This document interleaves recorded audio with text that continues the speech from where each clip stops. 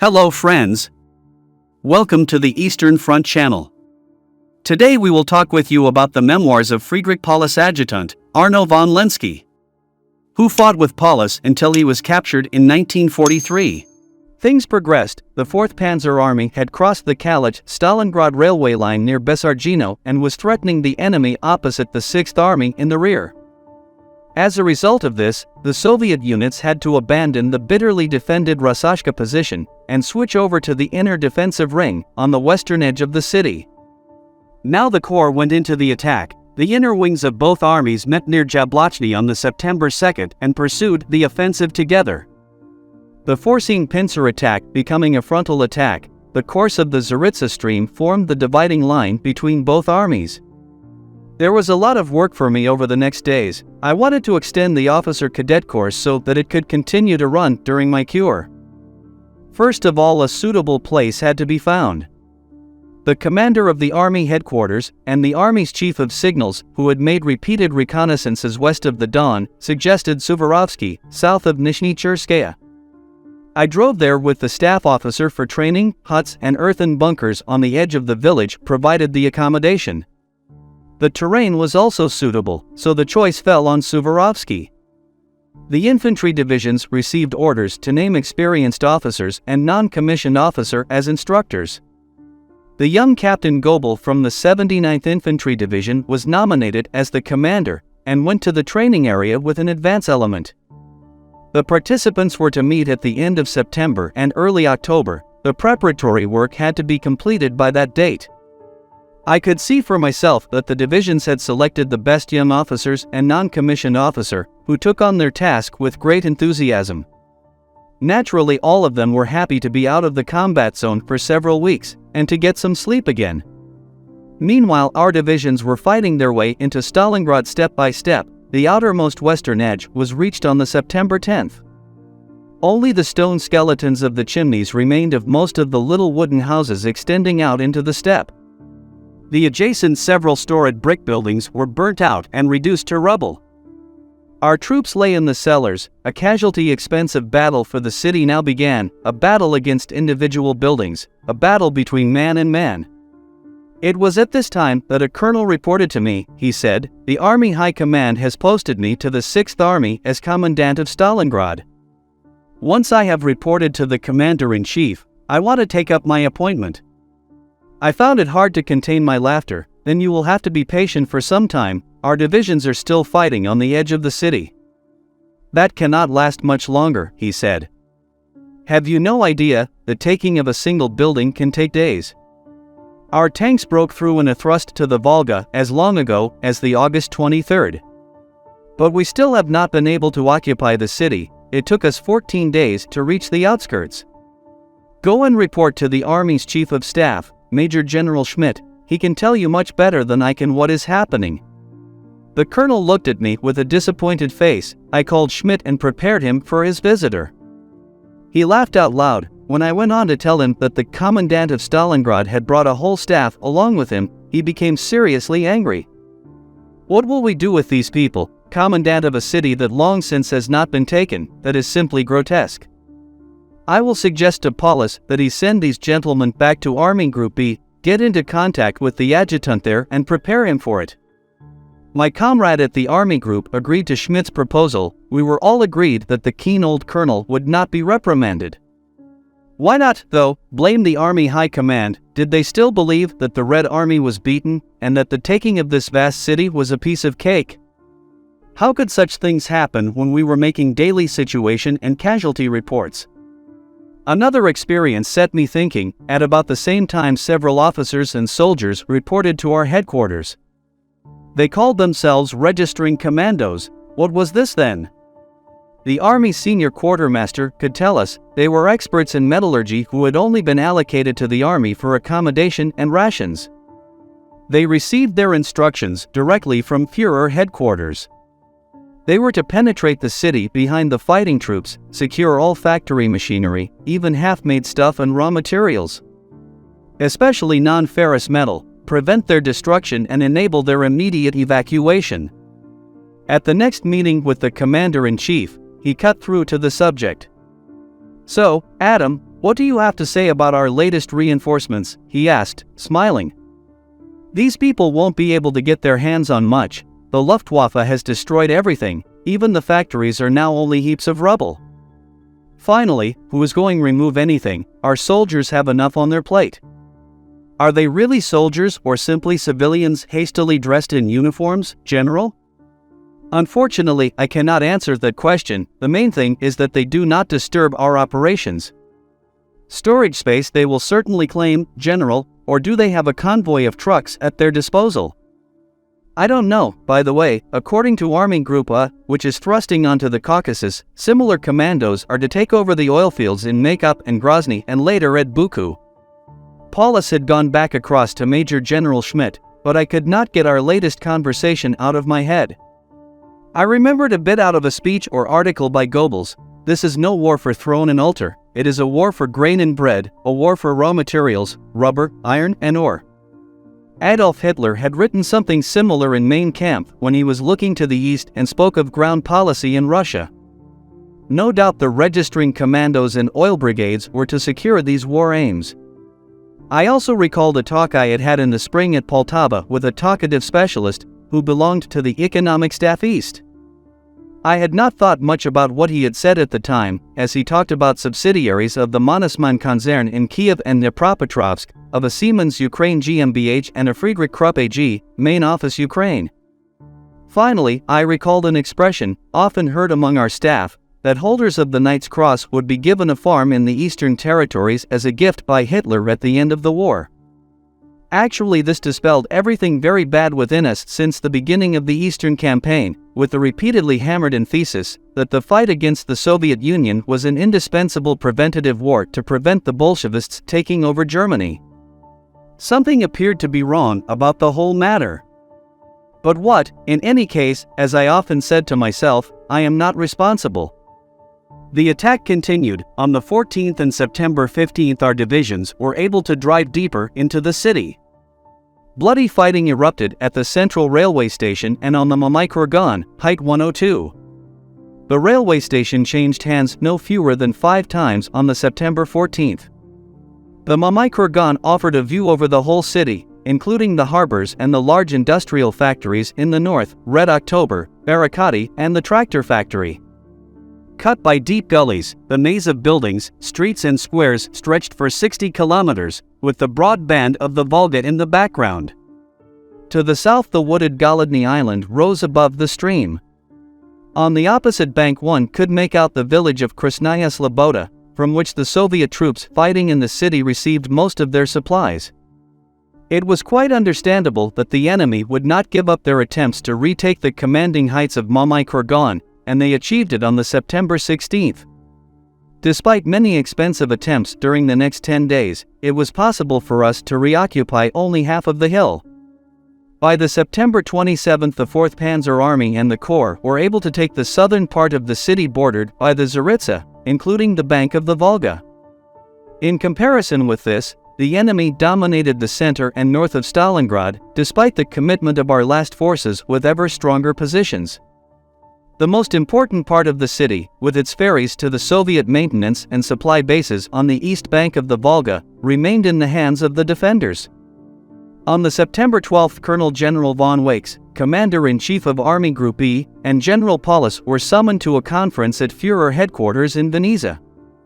Paulus reported on the situation at the front, placing special emphasis on the army's northern flank.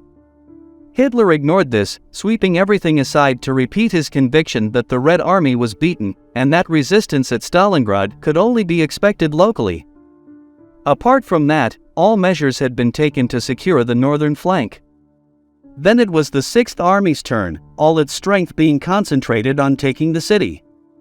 Instead of Paulus's additional request for 3 battle-worthy divisions, only the 48th Panzer Corps was allocated to him from the 4th Panzer Army. Then the 4th Panzer Army was torn away from the front attacking Stalingrad and the 6th Army had to take over the operations for the whole extent of the city. Shaking his head, General Paulus showed me the Army Group's orders. "That is now called reinforcement, these divisions are as fought out as ours." At the same time that I have to take over 2 further divisional sectors from the 4th Panzer Army, in reality I have only a badly weakened division more at my disposal.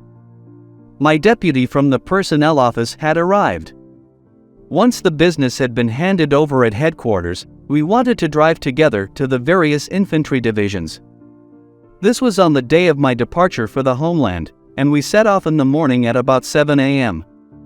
Although it was already the middle of September, it was warm and windless.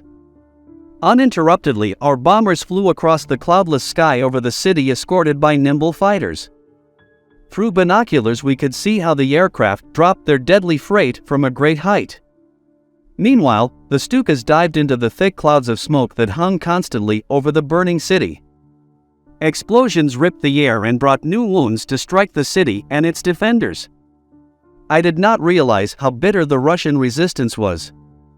We were all of the opinion that the city would be taken within a few days, said my companion, who was now seeing for the first time what was happening here. You are not the first representative of the Army High Command to say that to us. We keep repeating that the enemy has been wrongly assessed by the High Command, and that the situation can become even more costly for us. We had reached Gumrak. I knew that there must be a main dressing station here somewhere. While we were searching for it, we noticed that several artillery batteries had deployed hardly 1,000 meters to the east of the place and were firing incessantly. The enemy was replying with heavy guns. The tall fountains of earth springing from the explosions were dangerously close. The exploding of the shells was so loud that one had to almost scream to make oneself heard.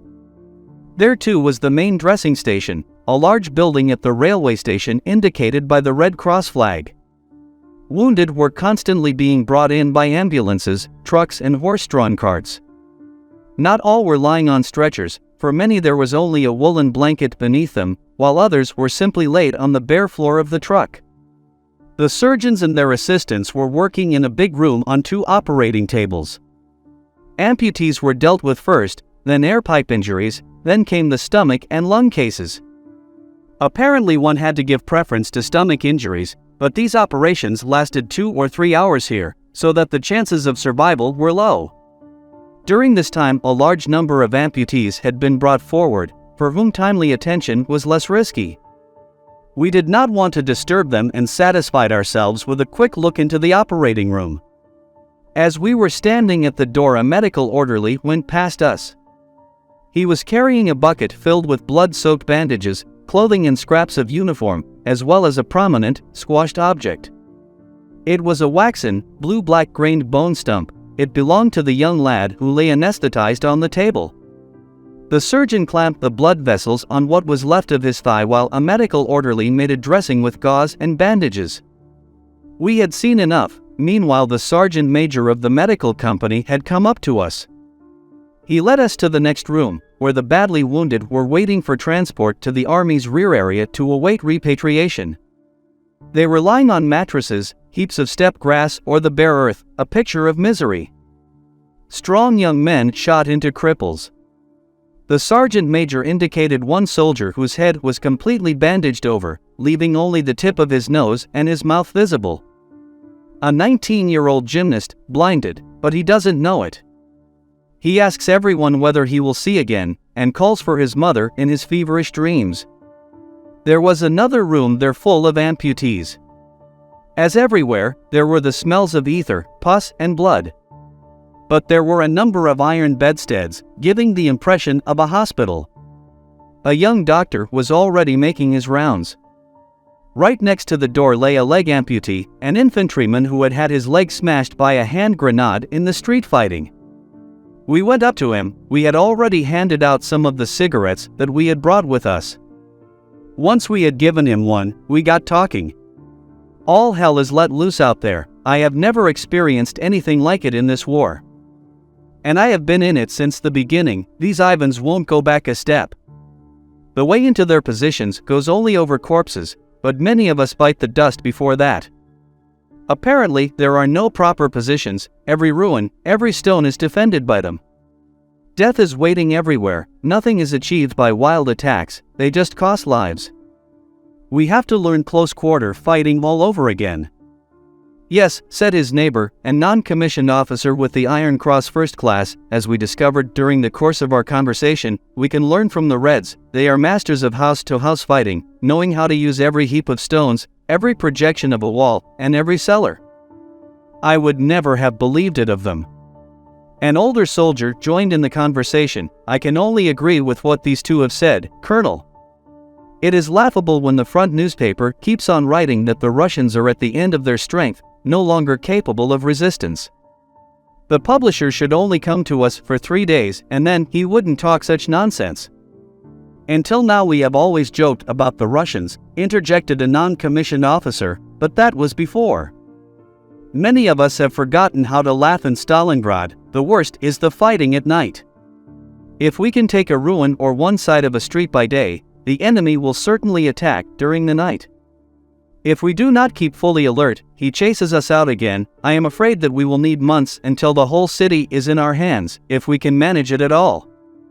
Our company, the older one cut in, has had more casualties than I have experienced in any of my units during the whole war. When I was wounded, we were down to 21 men, and they were tired and fought out. We could hardly take another step forwards. In the end, none survived. We looked around the room, all nodded at the words that had been spoken. This was more than instructive, especially for my deputy, who had come to Stalingrad with all the illusions of the Army High Command. The sergeant major confirmed what we had heard. Colonel, they all say the same thing. It must be frightful up at the front. We see it in the many, many wounded that are delivered day and night. Our doctors perform miracles, finding no time for food and sleep. Just look at our head doctor, he can hardly stand on his feet. As we were leaving, we opened the door to the operating theater again. The head doctor nodded to us tiredly, then bent back over the operating table to deprive the war of a victim, or at least to try to. We climbed back into our vehicle without a word. I wanted to present my deputy to the nearby headquarters staff of the Corps and then drive on to the 8th and 11th Corps. All were very busy. In the short encounters that we had, we met only earnest, worried faces. Even General von Seydlitz, known as an irrepressible daredevil, seemed to be weighed down by the heavy fighting. Colonel Claudius, his chief of staff, said to us adroitly, "With such weakened divisions we cannot accomplish anything with this bitterly fighting enemy. We lack the strength to penetrate." On top of this, all the divisions report that a newly introduced enemy guards division is engaged in the battle. Even sailors have been seen. Has this report been passed on to the army? I asked. Yes, I immediately informed the army's first general staff officer.